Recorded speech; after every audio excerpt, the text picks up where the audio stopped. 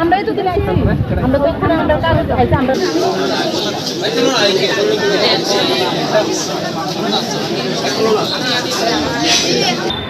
এটা আমার দ্বারা সম্ভব না। আমি আপনাদের ডিমান্ডটা আমরা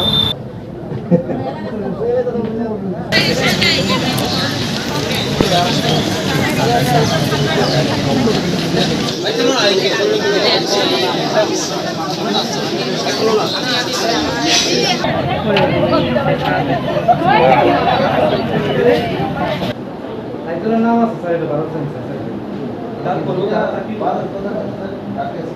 না, এটা আমাদের যে 12 সাইজের পাতা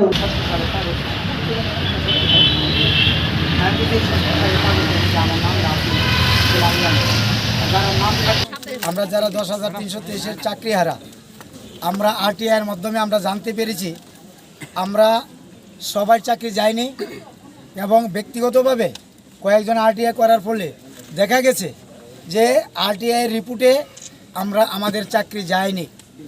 স্পষ্ট ভাষায় লেখা আছে যে সেই কেসে আমরা জড়িত না, যেহেতু সেই কেস নাম্বার 18,993 থেকে 19,049 পর্যন্ত সেই এসএলপিগুলিতে অর্থাৎ 58টা রেটে আমাদের কোনো নাম নেই।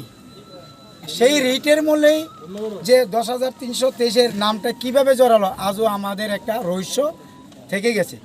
এই হিসাবে আরটিআই মূলে আমরা আজকে তেলিয়ামোড়া আইএসের আন্ডারে যতগুলি স্কুলের টিচাররা আছেন আমরা জমায়েত হয়েছি এবং আইএস স্যারের সাথে আমরা এটা বিষয়টা নিয়ে কথা বলেছি।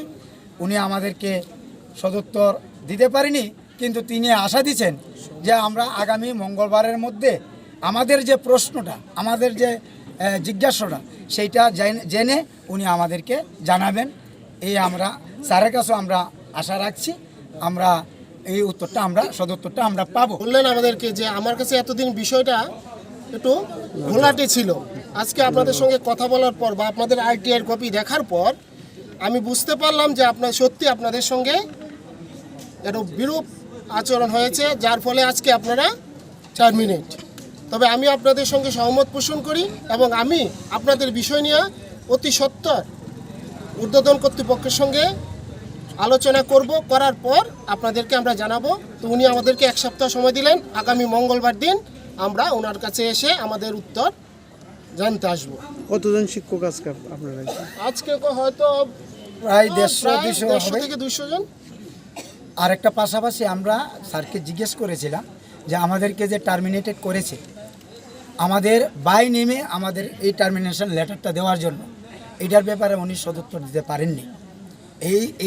এই যে প্রশ্নটা এটা আমাদের সবার মনে আছে যে আমরা একটা কেসে ফলে যদি আমাদের চাকরিতে যায় তাহলে নিশ্চয়ই আমাকে লিখিত একটা অর্ডার, লিখিত আমার বাই নেমে একটা লিখিত অর্ডার দেবেন যেটা আমার টার্মিনেশন লেটারটা আমাকে দেবে। সেইটা কিন্তু আমরা পাইনি, সেটাও আমরা জিজ্ঞেস করেছি, সেটার ব্যাপারে উনি উত্তর দিতে পারেননি।